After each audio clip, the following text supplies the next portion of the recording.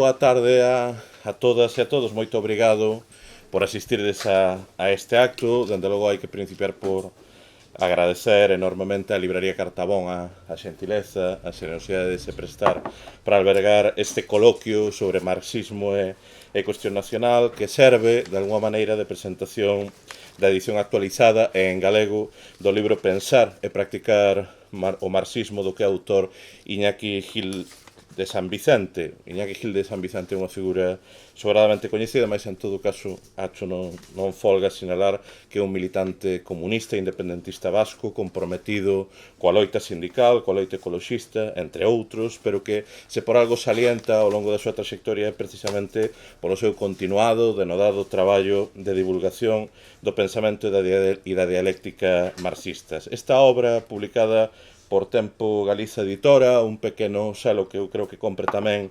recoñecer a enorme labor que está a facer a hora de visibilizar títulos tan importantes como este e que nesta edición galega e actualizada foi traducida polo compañeiro Paulo Cundins que me acompaña neste acto. E antes de lle dar paso, e co seu permiso, en todo caso sí que quixera partillar convosco tres agardo que breves reflexións que poidan servir un pouco de introdución deste acto, deste coloquio, desta presentación deste libro que vos recomendo encarecidamente mercar, ler, estudar e reler. En primeiro lugar, eu quixera principiar por suliñar a importancia que ten neste momento histórico seguirmos a divulgar o marxismo, o pensamento marxista, non? Fronte a quen o despreza como unha ideoloxía bella, superada, como un proxecto caduco, e tamén fronte a aquelas e aqueles que o deturpan a través da caricatura, unha caricatura que ás veces toma forma de unha ultraortodoxía dogmática, doctrinaria, infantil, estéril, e outras infelizmente ainda máis frecuentes a través do esvaciado, do edulcorado, nese marxismo light ben pouco marxista que practica boa parte da esquerda posmoderna e nomeadamente unha parte fundamental da esquerda española.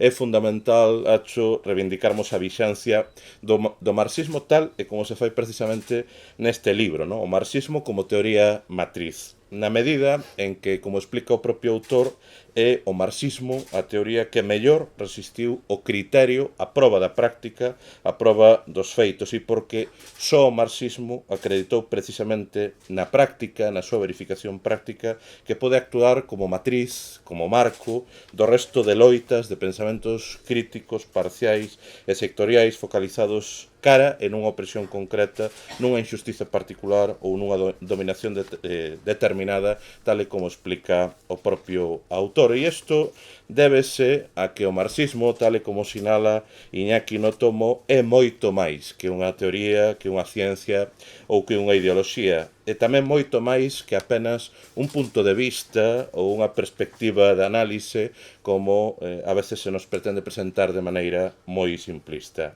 É, como remarca o autor neste tomo, unha praxe, unha dialéctica entre a acción e o pensamento, entre teoría e práctica. É iso que os marxistas reivindicamos unha guía para a acción.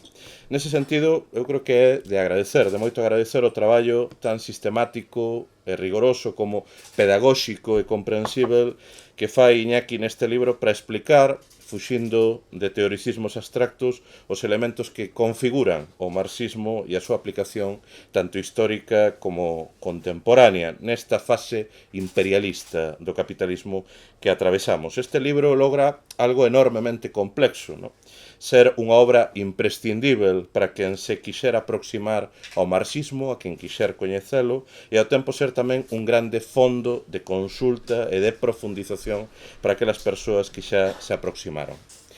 En segundo lugar, eu quixera tamén salientar que desde unha visión certamente a momentos heterodoxa e deliberadamente non dogmática, o texto permite tamén botar abaixo algúns mitos e falsificacións que nomeadamente a esquerda española e mesmo organizacións que se reivindican marxistas teñen feito do propio marxismo.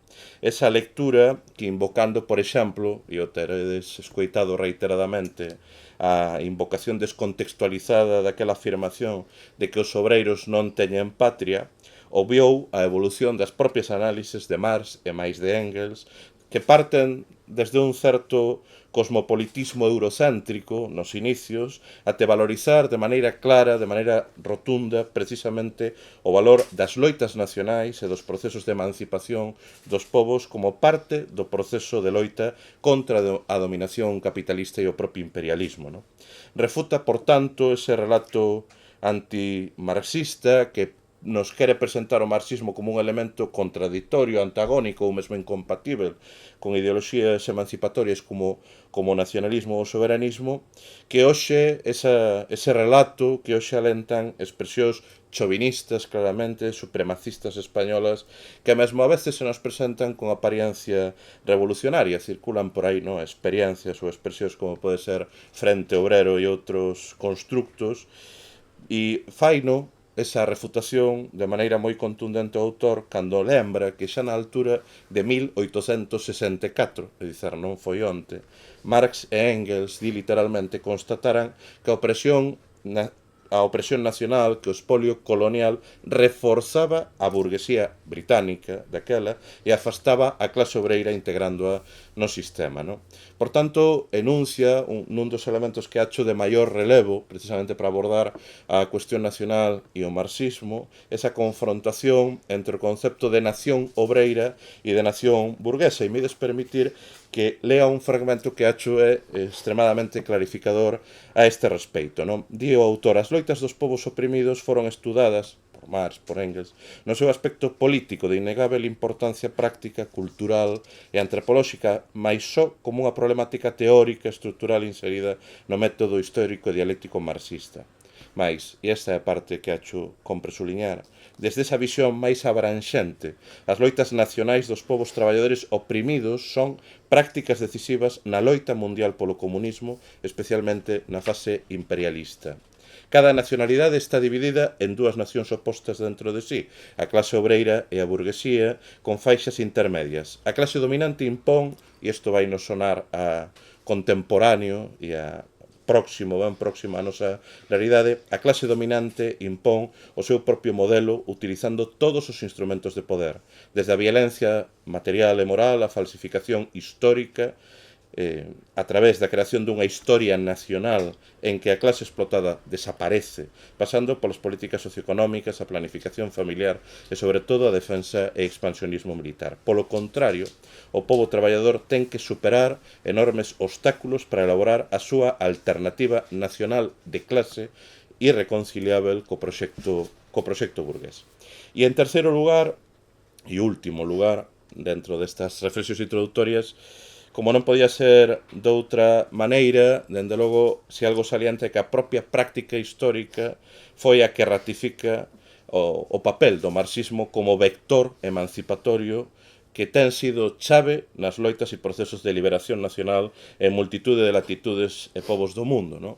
A Revolución Cubana, os procesos de emancipación na África ou na Asia, mais tamén aquí na Galiza. No? E compre poñelo en valor fronte tamén a algúns relatos, no?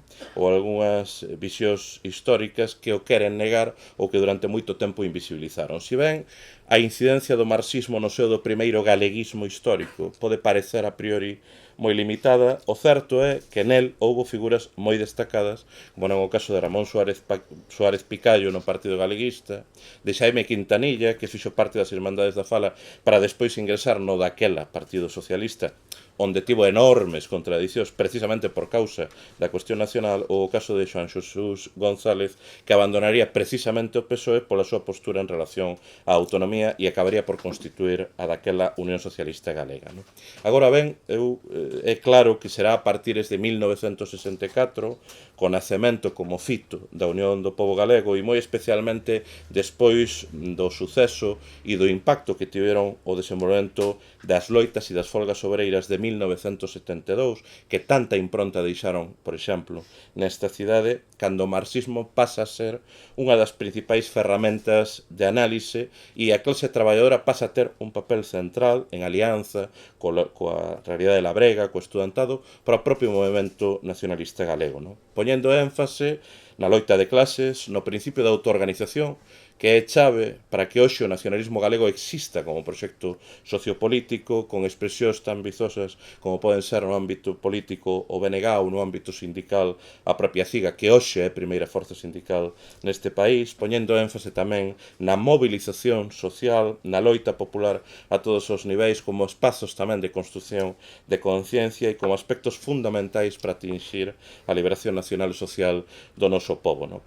É claro que o artellar do nacionalismo galego contemporáneo é, pois, en grande medida, tamén consecuencia da aplicación nesta terra, en este tempo, da praxe marxista, desde a comprensión de que a loita de clases no marco dunha nación oprimida, como é Galiza, exprésase na contradición que confronta o pobo traballador galego fronte á oligarquía imperialista española.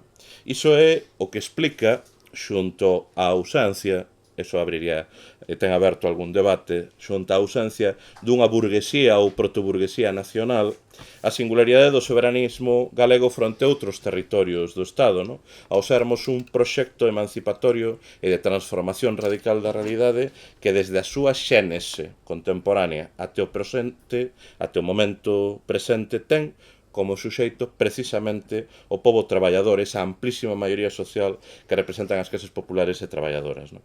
E eso é o que explica a capacidade ou o que alenta a capacidade que tivo o nacionalismo galego para lograr facerse un grande espazo do punto de vista social, en primeira instancia, fronte ao doutras forzas da esquerda, como puido ser tamén o caso do Partido Comunista de Galiza, como a fasquía galega do PCE, no? Que foi consecuencia esa capacidade de consecuencia tanto dos erros e claudicacións dese espazo da esquerda española, como tamén dos acertos dun nacionalismo galego que foi capaz de fundir nun mesmo proxecto clase e nación, loita contra a opresión e a explotación, entendendo non só que son elementos interdependentes, senón que debían ter en todo momento a mesma prioridade, concibindo a soberanía como un instrumento para o efectivo empoderamento da clase traballadora, non? A soberanía non apenas como unha afirmación identitaria, non apenas como un lexítimo reclamo democrático, senón soberanía como condición de posibilidade para a transformación da realidade, e soberanía, se me permitides, tamén como cousa de comer, como un elemento chave a hora de mellorarmos as condicións materiais de vida e de traballo da maioría social, non? É por iso que, dende logo, acho ben importante, ben interesante a publicación deste libro, que, dende logo, insisto na recomendación de que o merquedes e de que o leades, e eu, dende logo, pola miña banda non lle quero roubar máis tempo a Paulo, mas, en todo caso, a partir da súa intervención, se vos parece, iniciaríamos posteriormente un coloquio. Moito obrigado.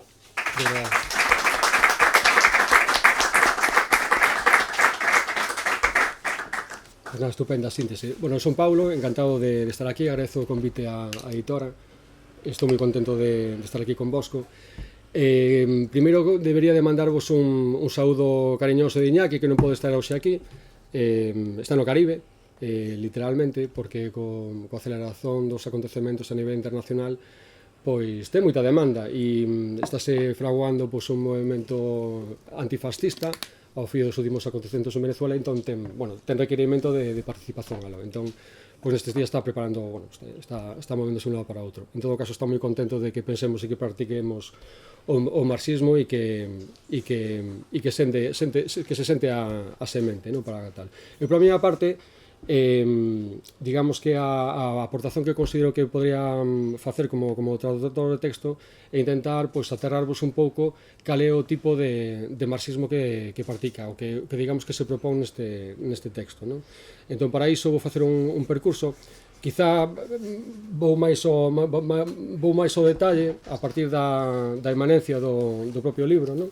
Intentarei ir sacando algúns tópicos que considero que poden ser susceptibles de debate. Para min, eu penso que partindo do propio libro, da capa, o que é relevante para min e invulgar é o propio título. É dicir, que é un texto que digamos que leva a palabra marxismo así en xenérico xa de entrada, non? Entón, digamos que é un acontecemento invulgar nas prateleiras de novidades das nosas librarías, non? E nomeadamente en galego. claro, si se publica textos marxistas, mas normalmente son de nichos sectoriais ou curiosidades bibliográficas ou que de alguna forma están vinculados pois, poñamos por caso, pois a posibilidade de facer un cultivo hidropónico marxista ou, por exemplo, algún tipo de mindfulness desde unha perspectiva marxista, mas non desde logo un compendio que teña un repertorio marxista máis ou menos completo, non? Entón, para min, pois ese, digamos que é un punto de partida que é bastante relevante, non? Partimos dun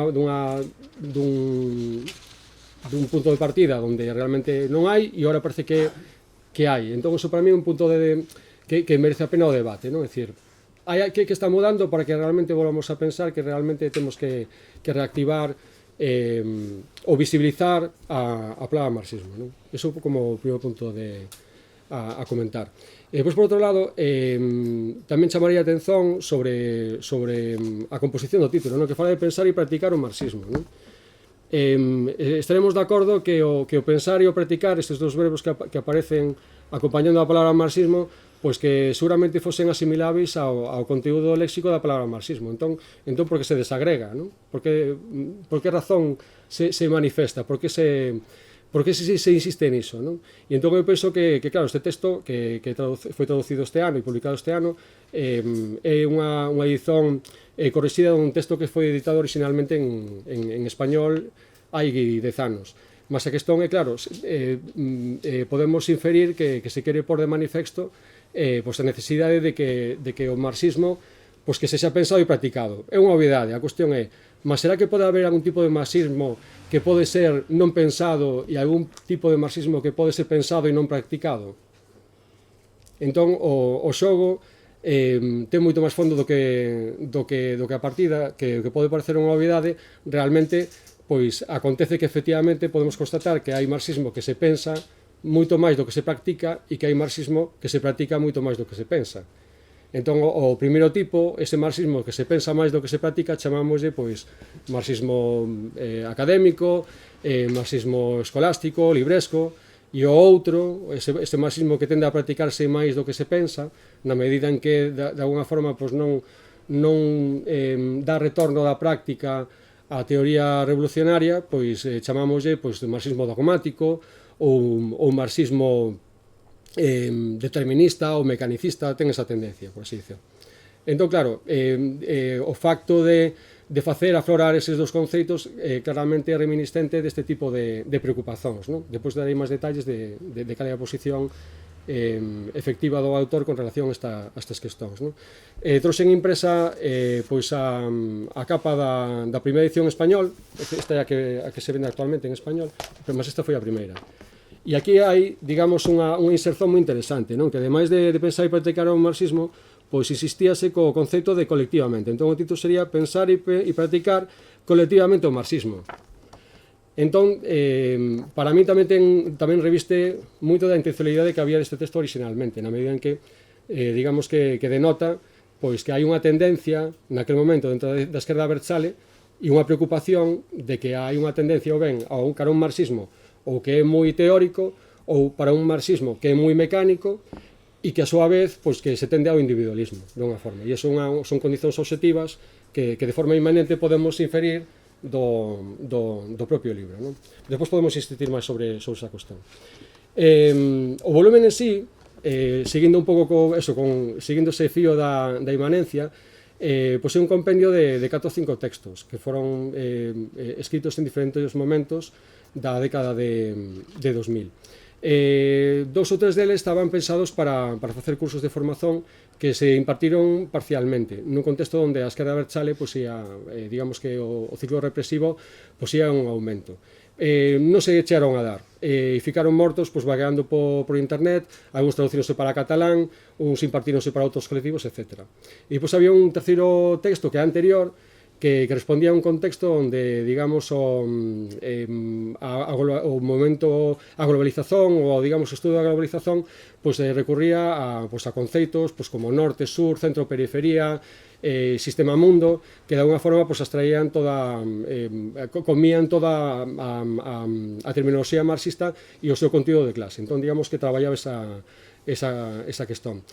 O volumen acaba con un epílogo que digamos que cubre o gap que existe entre a edición original e a actualidade, dando conta de todos os eventos que aconteceron desde entón, comezando, se non erro, desde o momento en que Rusia chega á conclusión de que non vai ser aceite no club europeo.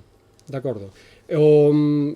A propia esencia do texto leva a que un volumen non fose suficiente para ele. Entón, ao final, hai un QR que inclúe un texto adicional que comprobei que funcionase, e funciona certamente, e é un PDF adicional con 70 páxinas adicionais que é unha guía de praxe marxista que originalmente estaba pensada para a xuventude independentista e que ven complementar a conceptualización que se traballa ao longo do texto. O certo que o libro coloca unha lógica secuencial histórica en varios blocos temáticos, entre eles, por exemplo, a introducción á filosofía marxista, un tema que aludiu o compañeiro ao marxismo como teoría matriz, que se nutre do mellor da experiencia da luita dos povos e todos os logros e conquistas a nivel da filosofía da historia da humanidade, e depois descompón con moito detalle moitos tópicos que son parte do acervo marxista. Entón, digamos que, seguindo a propia metodoloxía que recomenda o autor para a militancia, a partir de simplemente ler a portada, darlle unha volta ao índice, temos unha idea moi clara ou moito máis próxima do tipo de marxismo que se propón neste texto. De acordo? Eu vou sacando fíos, despois no coloquio, se queredes, entramos en detalle en calquera cuestión que consideredes. Si penetramos no libro, claro, é dicir, ao punto de vista, ou digamos o punto de partida da escrita que se propón é moi particular, e por eso insistía tamén no título. Entón, para iso vou dar un percorrido rápido para encaixarvos un pouco biográficamente o autor, porque digamos que determina tremendamente a natureza dos textos que nos vamos a encontrar. Entón, Iñaki Gil de San Vicente naceu no ano 52, no seo dunha familia, en Donostia, no seo dunha familia que está en tránsito do rural para o urbano. Unha parte da súa familia é, digamos, do caserío, e a outra é urbana, españolista, e como moito carlista ou penovista. Xa de moi novo, demostrou a súa trayectoria até o punto de que foi captado polo Frente Cultural de ETA ainda cando estaba en secundaria, e con 18 anos, no marco do estado de excepción do proceso de Burgos, isto foi no 70-71, é detido durante 54 días, padeceu torturas, que deixaron eivado para sempre, visiblemente eivado. Entón, iso determinou nas súas posicións claramente. Entón, todo o tardofranquismo está nesa dinámica de luita, de represión, de exilio, etc. Xa no marco da restauración borbónica e do réximen do 78, a súa actividade política principal foi facer parte da Mesa Nacional de Ribatasuna, especialmente levando a responsabilidade internacional, mas penso que é relevante sinalar que en momentos conxunturais concretos tivo unha importancia relevante, por exemplo, na luita que ti mencionaches en Eguski, na luita contra as centrais nucleares, que digamos que tiveron un grande soporte popular. Tamén é moi relevante o seu traballo en LAB, na luita sindical, en momentos verdadeiramente complexos. Tamén tivo un papel importante en CAS, que era a Coordinadora Berchale Socialista, que era un organismo que servía de coordenación para os movimentos populares, que non movimentos sociais, que tamén creo que vale a pena depois pasar por ese detalle, e sen esquecer que nunca deixou de ter unha participación activa a nivel de bairro, na asamblea, etc. Entón, claro, se falamos da escrita de Iñaki Gil de San Vicente, temos que falar que é a escrita dun militante, que escreve textos desde a militancia, por e para a militancia, parafraseando a súa forma de expresión. Quer dizer, que non fai artigos de opinión ou non fai un marxismo académico, claramente. Entón, en función das necesidades obxectivas de cada momento histórico, en función dos debates que hai en cada momento sobre a mesa, ou por necesidades que percibe desde unha perspectiva orgánica, pois é cando se colocan pois, textos como estes, que responden a momentos conjunturais e a necesidades e a preocupacións que son moi concretas, non? De facto, a maioría dos seus textos pois, sempre teñen unha introdución ao inicio que dá unhas coordenadas de que contextos hai e que tipo de necesidades se pretende cubrir. A ese respecto, a inmensa maioría dos seus textos non están pensados para sair en un formato editorial concreto, en absoluto, é dicir, poden sair en múltiples medios ao mesmo tempo, pois pode ser Egging, onde tiña relación co noso compatriota Pepe Rey, por exemplo, en fanzines, podía sair en follas de organizacións pequenas, alocucións en radio, despois eran compilados en volumes. Hai moitos exemplos que son textos que circulan, pois, se cadran fotocopias e que desaparecen durante anos e que despois agroman.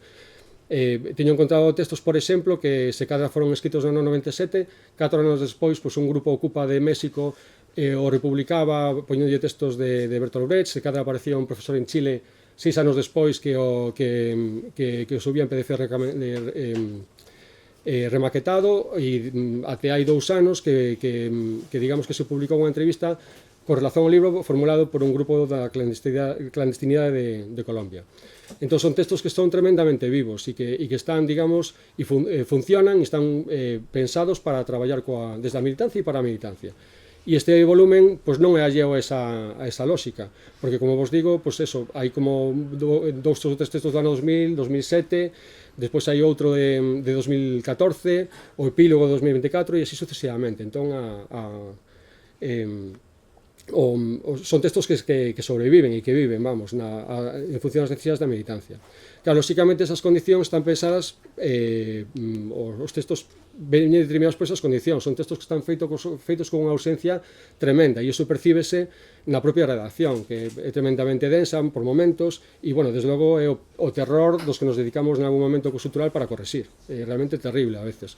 A ortografía a veces é descuidada, etc.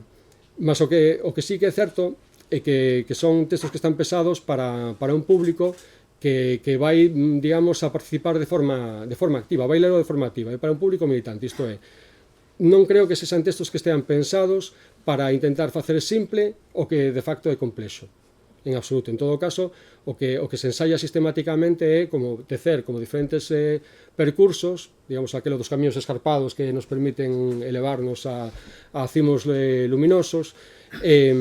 Colócanse sempre percursos alternativos que sirven para poder atinxir, pois, digamos, a sustancia do que se intenta expresar ou explicar. Que máis? É un marxismo necesariamente erudito, é dicir, erudito, o cal non quer dicir que se faga un exercicio de erudición, que son cosas diferentes. Eu creo que nese sentido vale a pena deslindar esas dúas cuestións como veño insistindo desde o principio, non? É dicir, non é eso. Si é certo que hai palabras, mas o que hai un aparato conceptual que é fixo, que é estable, que corresponde á tradición marxista, e que a veces é enganoso na medida en que moitas veces son palabras que de uso común, que teñen unha significación, que teñen unha riqueza conceptual adicional polo campo no que se están desplegando. Eso é a realidade. E tamén hai un factor moi interesante que ás veces rechama, como a veces aparecen palabras, conceptos que parecen moi rebuscados, mas que responden a unha lógica que vos vou explicar. A mí particularmente parece moi rechamante.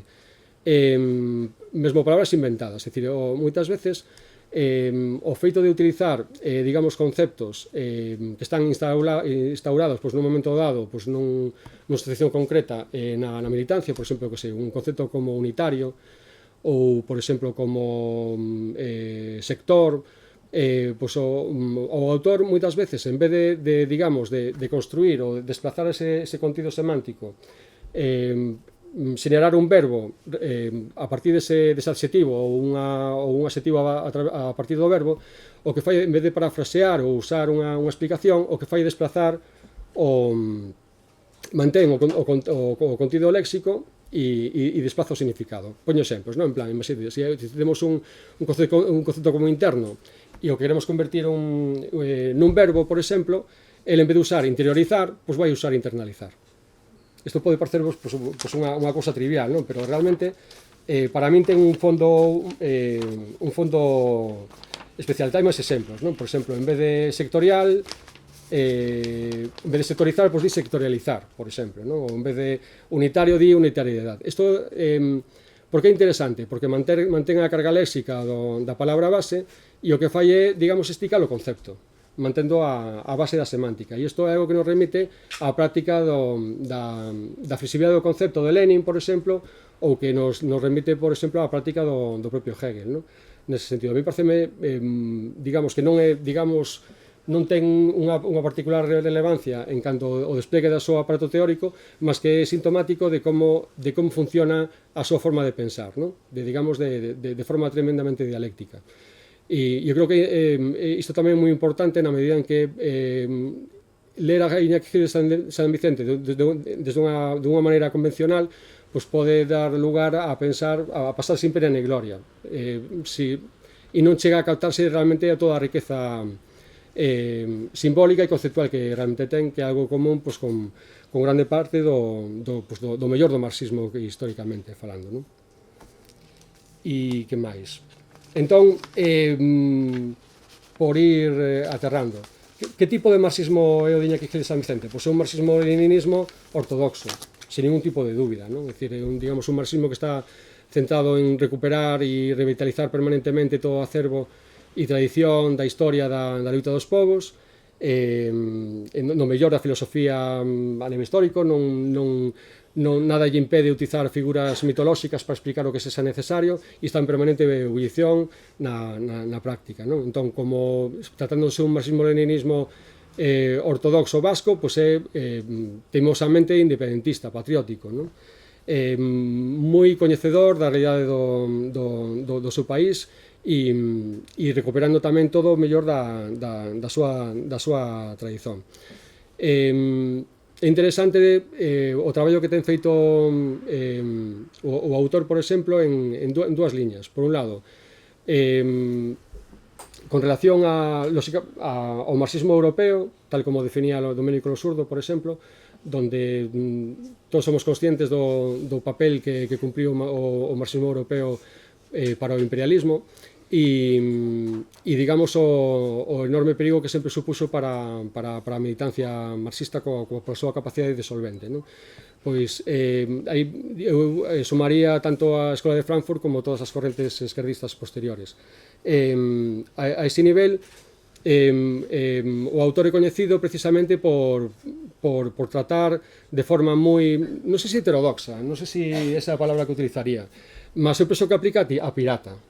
Isto é, digamos que aplica digamos a mesma atitude que Marx tiña coa economía política clásica, de entrar en un territorio inimigo, coller o botín, prender el lume, volver e reedificar todo ese capital desde unha perspectiva útil e revolucionaria, ao mesmo tempo defensiva, para evitar que infiltracións dentro das filas propias deste tipo de movimentos que teñen unha vontade claramente disolvente, non?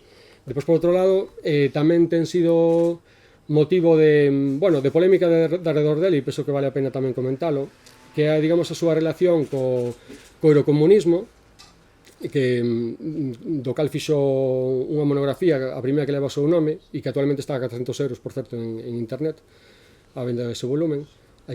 Algo debe ter, non sei que terá. E pois ten outra monografía sobre o Partido Comunista de España que é realmente recomendable tamén. Claro, hai, digamos, un traballo estupendo, non? Para desactivar pois, todo relativo pois, ao novo marxismo estatalista xacobino que está en boga. Xa non é o PCE, non? Que está, digamos, que está diluído, pero si correntes pois, eso, como Frente Obrero que ti mencionabas, ou certas iniciativas como a Armesilla, este tipo de cuestións que veñen a aflorar, pois digamos o peor do xacobinismo estatalista, non? A ese nivel, o que realmente é moi interesante como as tendencias, como persegue cal é a orixe do eurocomunismo e como encontrar a Unión Soviética. Iso tamén lle ten valido pois bastantes críticas, incluso de ser acusado de trosco, non? nese sentido. Por qué? Porque ele encontra que digamos, a última fase do marxismo soviético, certas decisións que se tomaron na procura de certos equilibrios a nivel europeo, a nivel internacional, ou digamos esa visión do nacionalismo panruso, onde o Estado, digamos, que de alguna forma busca compensar certos equilibrios a nivel nacional, pois como é as tendencias sobre as que se reflexaron pois o marxismo do Partido Comunista francés en particular, o italiano e o español. E que máis? Claro, como desde logo que non é un marxismo europeo, desde logo que non é un marxismo eurocomunista ni estatalista, sino que é independentista e estaba tremendamente ligado ás luitas do sur. Eu considero que é un marxismo que está moito máis na liña de Fanon, de Mariátegui, de Amílcar Cabral, moito máis pendente das luitas no sur que das vicisitudes que históricamente pois se colocaron no norte, non? E non sei, pola miña parte podría seguir, mas penso que temos contido abondo como para poder dialogar. E así que nada, moito obrigado pola esta parte.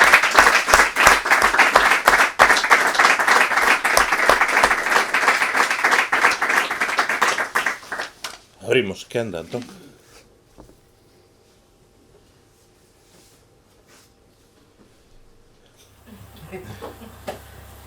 Mira, vouche facer unha pregunta de novata.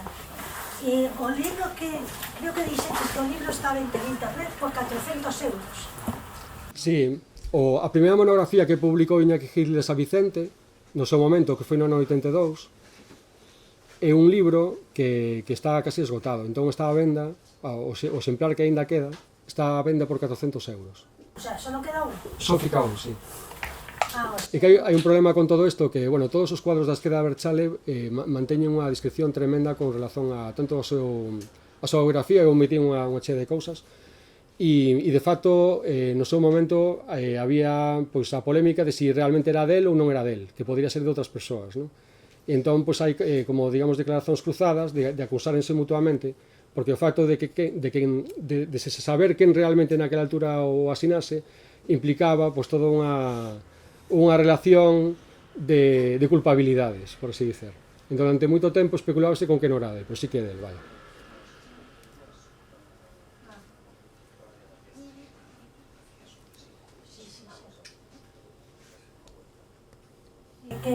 Claro, cando dixes eso de 400 euros en internet, eu pensei, bueno, como os de Amazon se queren facer ricos, pero eranlle ese preço. Non, o que pasa é que como é de segunda man, e hai moi pouquiños, realmente.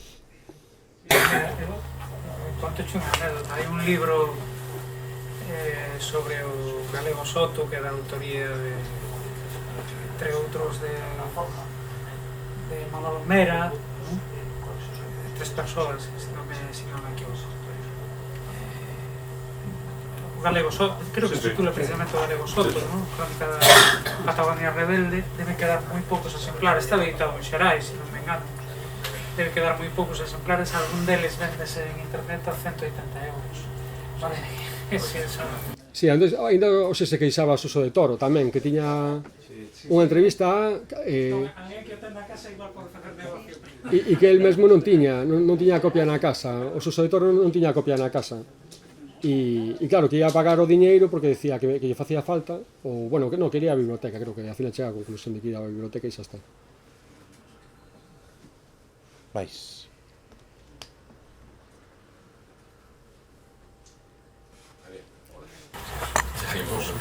Por preguntar algo. Entendo que para unha persoa como a min, aficionada a ler moitas cousas, pero que non lle pega nada en particular, sería un libro duro de ler. Parte de que manexas a terminoloxía das análises marxistas da economía ou da política, etc. Ou si que sería posible achegarse a él, se sendo aficionado a ler moitas cousas, pero non... Sí, eu creo que é un libro certo para iso, só que digamos que non é un libro que estea pensado para ler linealmente, quero dicer, que é un libro que tens que prestar atención e seguramente pois reler para tal. Eso é o tema, é dicir, é como moitos textos clásicos do marxismo, é falsamente fácil, porque se o que se quere explicar é complexo, claro, esa é un pouco a historia. Entón, é un libro que está moi ben para ler pouco a pouco, para ir entrando, seguramente sexa do melloriño que poda haber, porque toca moitos paus. A cuestión é que, digamos que o que pretendo dicer é que hai moitísimo máis do que en apariencia pode aparecer. Até o punto de que, por exemplo, igual vas a buscar un tópico en particular que te chame a atención e pasa así e diste, pois igual botaba en falta algo máis. Mas claro, volves a relelo e pois lees o capítulo do lado e diste, vale, e voltas. Entón dis, hostia, aquí había algo que non vira antes.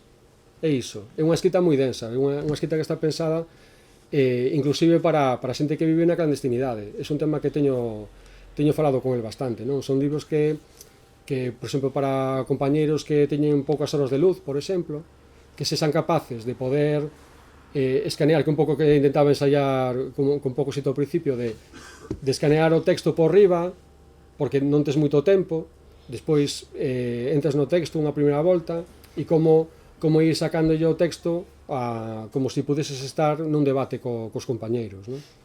Entón, este é un tipo de textos que está pensado para iso, para ler a modiño, para voltar sobre el e despois cando hai unha sinapse máis da debida, pois é cando empeza a funcionar.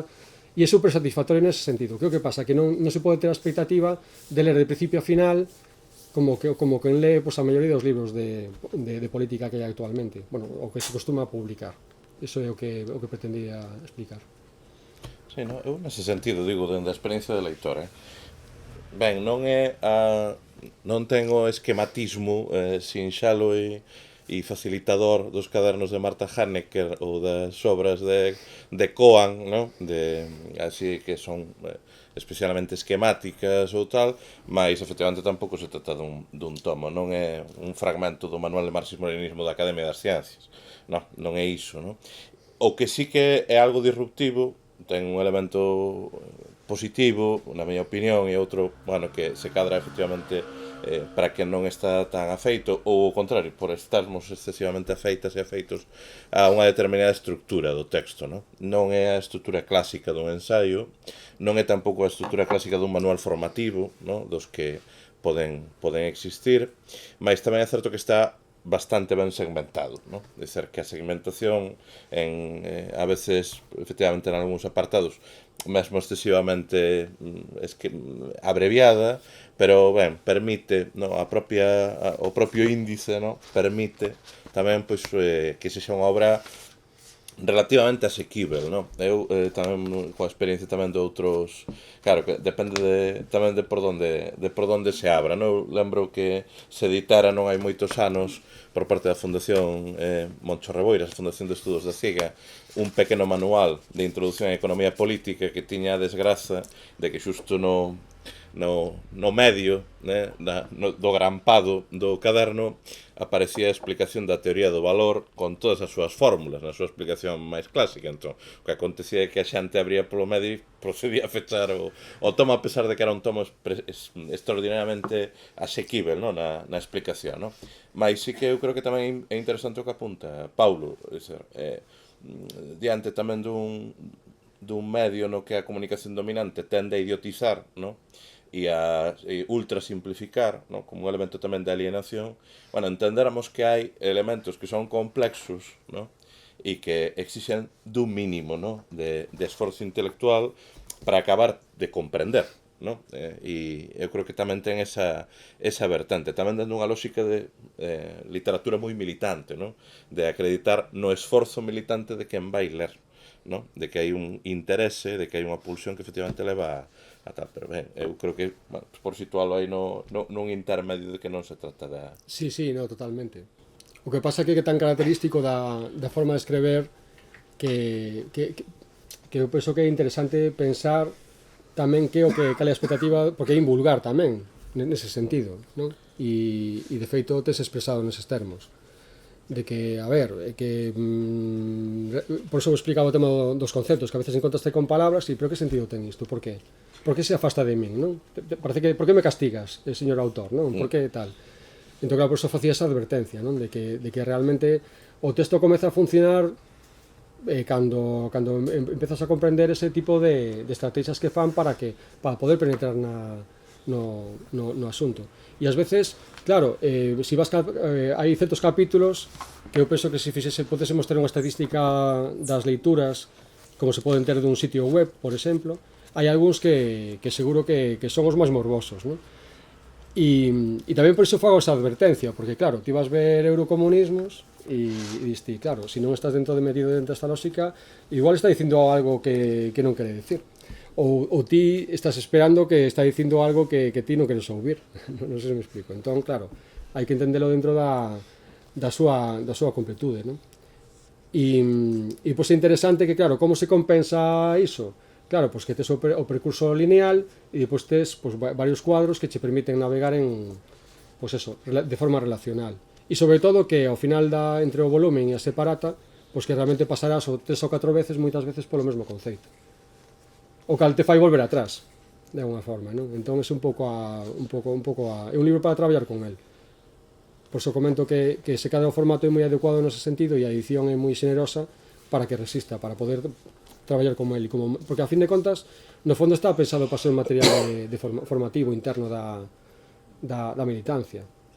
E despois que tamén é moi importante non perder de vista que é un tipo de escrita que está moi apegado á militancia. Xa vos digo, é un marxismo feito por un militante, e un militante que está militando, é dicir, que está a pé non é un teórico. É un teórico, vale, sí, pero un teórico que está militando. Non está desagregado das inquietudes da xente, non? Eu, por exemplo, tamén foi moi criticado polo tema do poder adulto e mesmo do feminismo, como que desagregaba, como que tiña unha posición esquerdista, non? Que se desagregaba a lógica materialista marxista de unha forma. Pero cal é o problema? Que esos debates estaban nese momento na militancia, tiñan un problema coa rapazada, coas xuventudes das que da Berchale, que se estaban desagregando e que estaban empezando a ser contaminados por certas correntes esquerdistas, incluso co españolismo, porque tiron un mogollón de cisóns. Entón, claro, eses textos responden a esa necesidade concreta, donde traballaron coa rapazada, xeraron debates, puntos de vista e xenerouse ese conceito do poder adulto en virtude das inquietacións que tiña naquele momento aquela xuventude, non? E co feminismo pasa exactamente o mesmo. Diante do risco de infiltración do esquerdismo, do feminismo burgués, pois tamén xenerou monografías ou artigos que ao final acabando sendo monografías sobre o feminismo que o traballan desde unha perspectiva dialéctica e que integra de forma completamente armónica dentro do acervo común, non? Entón, eu penso que nese sentido a mí particularmente creo que dos contributos que teñen máis valor desde o meu punto de vista, inclusive por cima de outros. É dicir, o que é o traballo que fai en contra do marxismo español e do eurocomunismo, que aí é mordaz, e aí, vamos, xa vos digo, chega a penetrar no stalinismo de forma como unha crítica moi solvente. E, pois, por outro lado, a integración que fai de todas as correntes esquerdistas dunha forma moi armónica. Mais. Unha maneira de preguntar. Que trae o tema da ecoloxía? Sí, o tema ecolóxico hai un desenvolvemento moi interesante. Bueno, este texto non está incluído, pero sí que fala do texto. Claro, tece a partir do metabolismo, da preservación do metabolismo, do equilibrio metabólico da natureza coa economía, por exemplo, sí. De feito, como decía, ele foi militante ecoloxista tamén. Traballou esa área e ten monografías moi interesantes, incluso relacionando o feminismo coa ecoloxía tamén. Mira, despois do que te acabo de oír, ese non é un libro para principiantes, non? O sea, para alguén como a mí, que nunca leu nada de comunismo, teño que empezar por algo máis baixinho, non? Porque non vou entender nada. Eu penso que, a ver, insisto, eu creo que sí. O que se pasa que non... A ver, igual non me estou expresando... É dicir, hai que ir un poquinho máis a modiño da velocidade normal. Eu creo que ese é o punto. Claramente, hai que ir a modiño, sin máis. Temos que concedernos que podemos ser capaces de non devorar libros e que hai libros que se cadra vale a pena ler un poquinho máis a modo e que vale a pena volver a reler o que acabas de ler para ter a garantía de que realmente o entendes e non simplemente completar outro. O sea, é como ler a Platón, non? Porque eu a Platón non entendo. Pois é máis fácil que Platón. É moito máis fácil que Platón. sucedelle o invés do tratamento que de Cote se lle dá, por exemplo, o Manifesto Comunista, que se tende a infravalorar ou a tratar como apenas unha especie de panfleto grande, cando en realidade é o elemento, digamos, de síntese, de cerne de toda a elaboración posterior e onde que ten unha moita maior profundidade do que aparenta, no? Ou do que tal. Eu creo que neste libro sucede un pouco o invés, que a priori pode dar a sensación de ser algo máis inaccesível, no? Tamén pola densidade do texto, claro, non en xeral o público xeral non está afeito a que haxa cadros sinápticos sinalando a estrutura tal, que dicía antes, con a estrutura de, digamos, da articulación da explicación, que non é nin cronolóxica estrictamente, nin temática estrictamente, senón que intercala, pero efectivamente, o único é que exixe, como toda obra que ten a ver con pensamento, un certo esforzo e unha certa dedicación, non é tal, pero non é, dende logo hai tomos moito máis breves, estaba pensando en algunha obra que se ten feito a partir dos Grundrisse, tal, que absolutamente infumável, digo, para se non é con moito vagar, entón, Néstor. No, decía, a ver, que retomando algo que xa comentou Xavier, creo que collendo ademais conxuntamente o libro coa guía de frase marxista a que se pode acceder a partir do propio libro, na web da editora, unha guía que está estruturada dunha maneira máis sinxela a partir da definición de conceptos marxistas básicos, mas creo que tamén o propio libro, pola estrutura que ten, permite, sinalaba antes Paulo, non é preciso que haxa unha lectura lineal do libro. Pode efectivamente escoller como ler o libro, pode lerlo efectivamente de forma lineal e todo seguido, mas pode lerlo devagar, volvendo a aqueles aspectos que lle poden resultar máis interesantes, porque creo que a propia estrutura que ten facilita iso, non? Si un pode ter máis interese en determinados aspectos, creo que pode achegarse tamén facilmente a que iso sexa así, sin que implique que se perdan elementos que son fundamentais para a comprensión, non? Entón, nese sentido, pareceme que está que ten unha estrutura que, sendo complexa, como corresponde a un manual, creo, un manual de marxismo completo, que facilita tamén que un poda chegarse sin excesivo problema á súa lectura, con independencia de que efectivamente o teña que facer en ocasións de maneira demorada ou cortando, en fin, que isto pero creo que iso acontece con calquera libro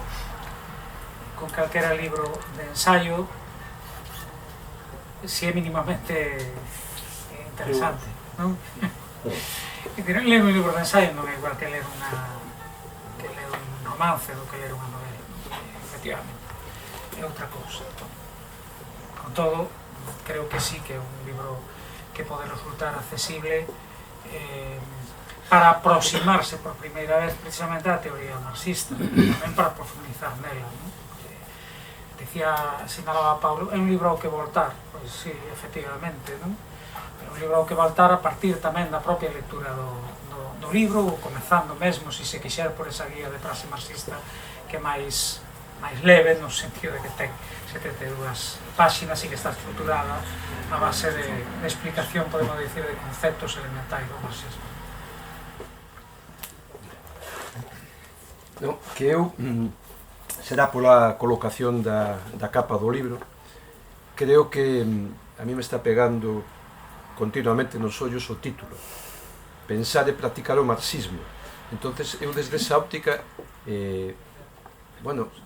penso que teño que pensar e practicar o marxismo desde unha óptica e unha concepción marxista, de haber leído fai moitísimo tempo o Capital, haber leído todas as obras clásicas do marxismo, creo que non é o axeitado.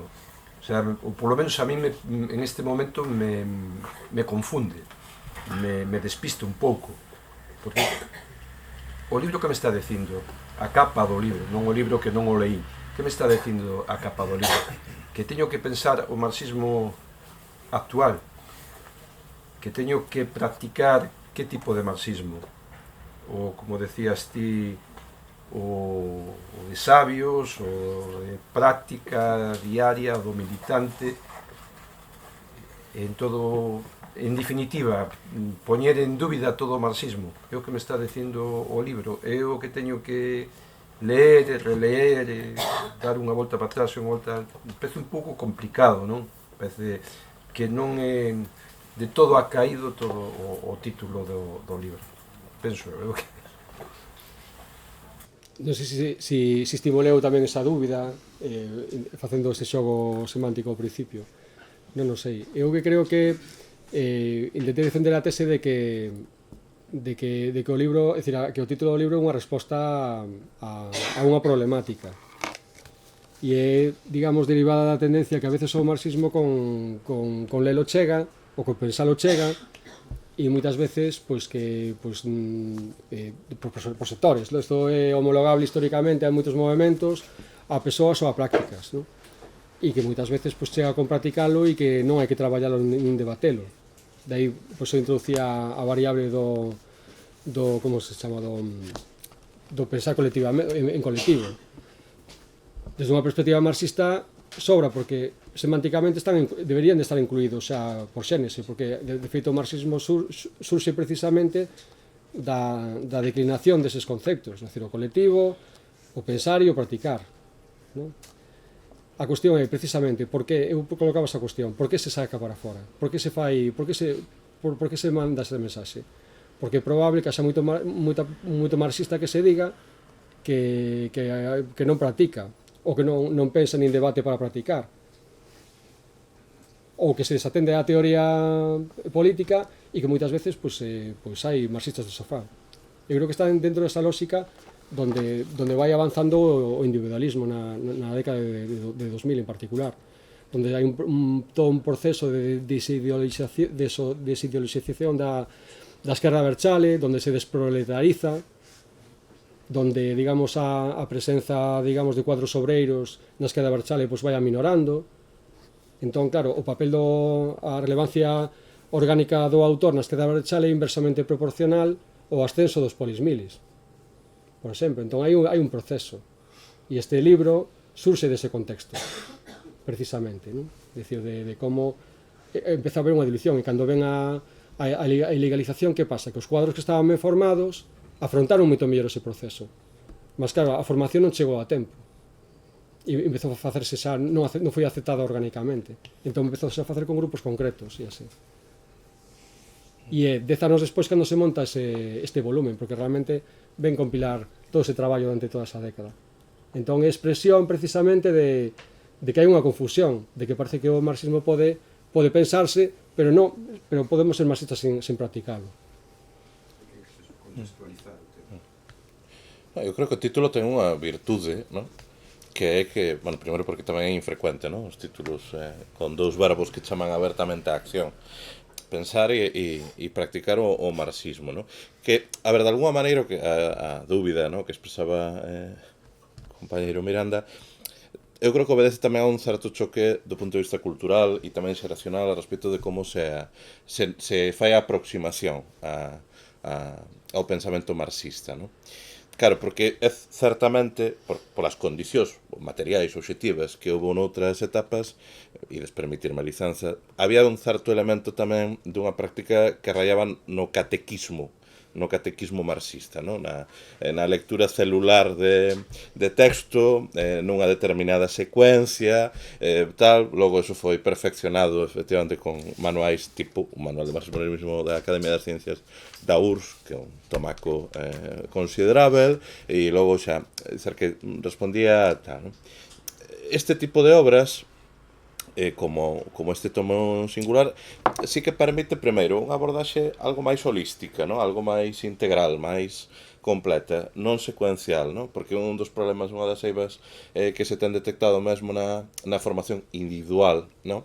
Nesa idea de que para formarse en marxismo o que un ten que facer é ler unha relación, no? De textos a veces mal ordenados, no? Ou non convenientemente ordenados, e dende logo nesa dimensión individualizada, perdendo tamén os elementos de contexto e de posta en común que son fundamentais para entender o marxismo como un elemento dialéctico e que, polo tanto, tamén se altera na súa comprensión e na súa aplicación polas coordenadas históricas. E iso é...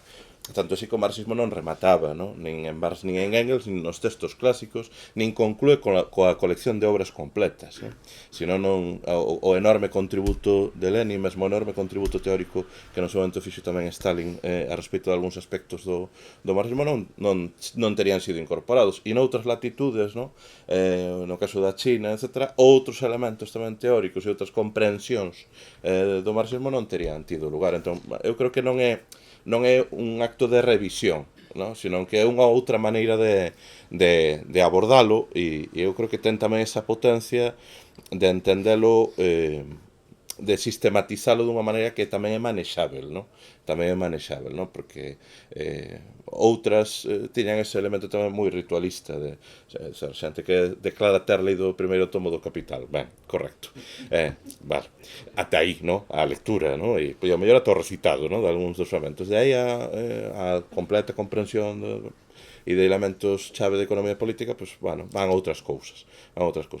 Eu aí sí que esa é unha maneira diferente ou non tal, e tamén ten para nós, eu creo que a oportunidade que ten en termos do valor que ten este tomo para Galiza e dende unha óptica nacional é precisamente que aquí o pensa, o elabora dende un acto de militancia tamén dende unhas coordenadas patrióticas, abrachales, e que, por tanto, tamén ten unha maior aproximación, no? Ou nos permite sentirnos, é máis fácil sentirse identificados nesa lectura do marxismo do que outras, no? Que tamén existen, no? Porque, e máis agora, no? Citaba antes Pablo Armesillismo, isto que é unha cosa tremenda, no? Que a lectura luterana do marxismo, no? En términos así de absoluta, de termos absolutamente estrictos e tal, para logo... E que é unha ameaza para nós, ademais. E que para logo venderte con envoltorio de ortodoxía, el chauvinismo español, pero de cara autorrevolucionaria, ¿no?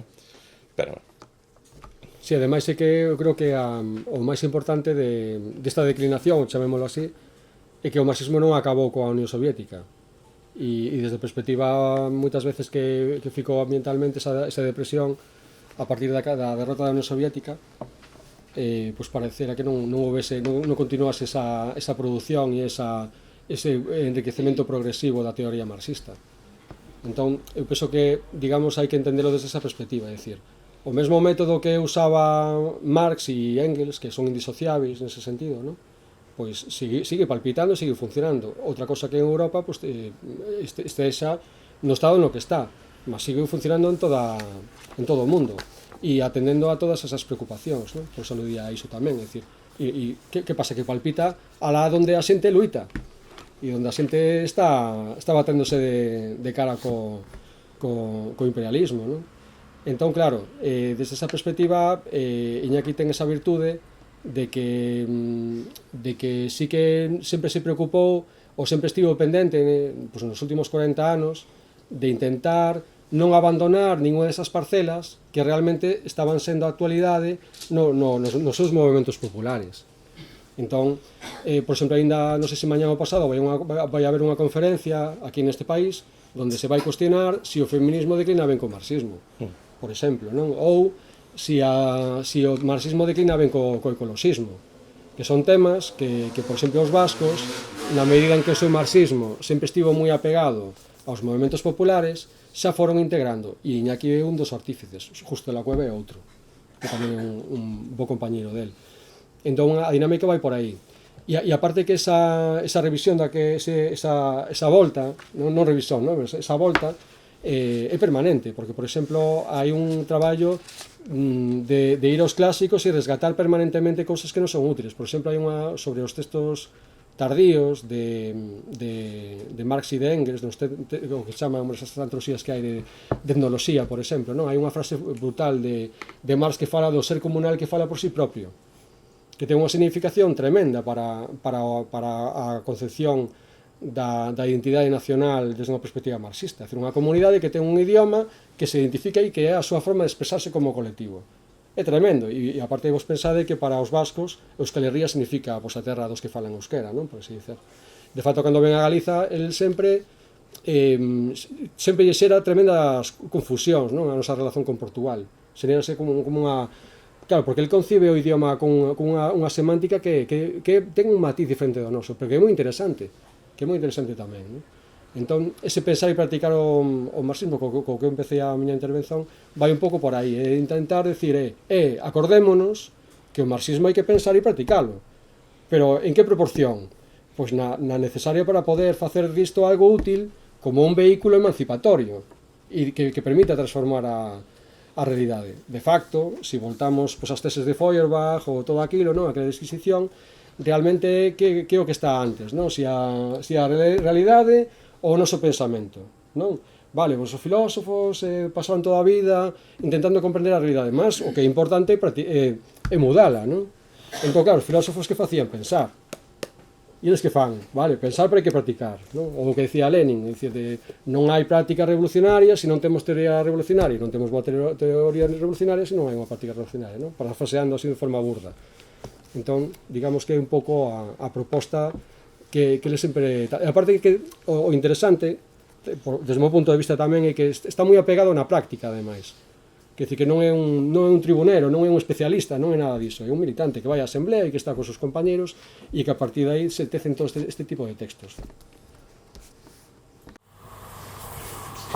Ben, toda a explicación que vais a dar, creo que o título quedou explicado, que efectivamente o que se traslada no título é esa ligazón entre a teoría e a praxe e tamén coa cuestión nacional, que tamén está desde ese enfoque, recollida no libro. Eu creo que eu ainda non o lín, pero despois desta, o que acabas de explicar, sí que apetece demoradamente, supoño, para que tomalo con calma, pero que sí que é un libro, desde logo, con óptico que oferta, interesantísimo, como ferramenta, como instrumento de traballo, non? Eu creo que efectivamente, o que vas desportir da desligazón entre teoría e praxe, e vemos moito, ahora se vas a ver a librería, ves un montón de libros de marxismo, Marx ha vuelto, non sei que, tal e cual, pero que non o lean con nada, é simplemente libros academicistas que a raíz, e moitos se publicaron a raíz da crise de 2008, que realmente non van a ningún lado. Te explican nocións que atopar en calquer manualillo universitario de filosofía política, non? Entón, eu creo que sí que é importante volver a recuperar esa esencia do marxismo precisamente como guía para a acción, a teoría para guía como acción, para incidir na realidade transformada. Eu creo que esa é a clave e que, que o libro, se vai nesa dirección, creo que é o libro máis que ha caído para a realidade nosa, en concreto, a realidade galega, e para calquera povo que se quera emancipar. Vou dicir unha cousa, ademais, que estaba pensando agora, por exemplo, cando os da Complutense, innombrables, non? Collen cortan a cabeza a Gramsci e poñen encima a Weber. Claro, que facemos, non? Porque hai unha... E é problemático para nós, non? Digamos que o que me move a estar envolvido nesta iniciativa vai un pouco por aí. Digamos, eu nestes tipo de textos encontrei, pois, moitas veces solucións para este tipo de problemas, de como te enfrentas a esa tergiversación de certa parte da hegemonía, por exemplo. Claro, cal é a terapia? Pois vas a Lenin e volves a Gramsci, xa está. E o problema é resolto. O problema se aplicas a lógica dialéctica e todo empeza a fluir. Ou, por exemplo, rehabilitar moitas veces a Lucas, que ese sí que é un texto xa máis traballoso. Pero, por exemplo, últimamente estaba mencionando moito a Lucas, o asalto á razón, non? É dicir, o triunfo do irracionalismo nos últimos tempos, non? De deriva do imperialismo. Nada se perde, hai que voltar a eses traballos, a eses contextos para rehabilitalos e facelos útiles de novo. E de feito, ten feito algúns descubrimentos que son interesantes ou postas en valor. Por exemplo, unha carta de Engels a un compañeiro onde el polemiza sobre o feito Marx e máis eu nos equivocamos utilizando a palabra Estado, cando seguramente tivésemos, era moito mellor ter usado a palabra comuna, por exemplo, non? É dicir, que, que as consecuencias que tivo unha elección semántica e que despois que consecuencias tiña o asunto, non? E nese sentido hai un exercicio bastante importante de honestidade. Por eso vos mencionaba sobre a Unión Soviética, non? Que tamén hai grupos que están agora, temos que agora facer un escrutinio sobre se a Unión Soviética sí ou non, se é o 17 ou se tal, non? Pois é un traballo que os vascos levan facendo en particular desde os últimos 30 anos, porque realmente eles tiveron, desde a quinta asamblea, tiveron escisións cara aos españolismos sistemáticos. Entón, eles tiveron que ver e tiveron que defenderse diante desas agresións, non? Nos aquí tivemos outros problemas de outra natureza e hai outros textos, non? Quer dizer, que con isto non se trata de facer unha xeografía do autor, pero que nese sentido eu penso que sí que hai moitos camiños feitos, traballados, desde unha perspectiva que eu considero que é confiável, o que é honesta, e que eu considero que nos resulta útil para nós facer o noso, non para, por suposto, exercer un mimetismo coas solucións que se colocan, pero por lo menos esa práctica, non?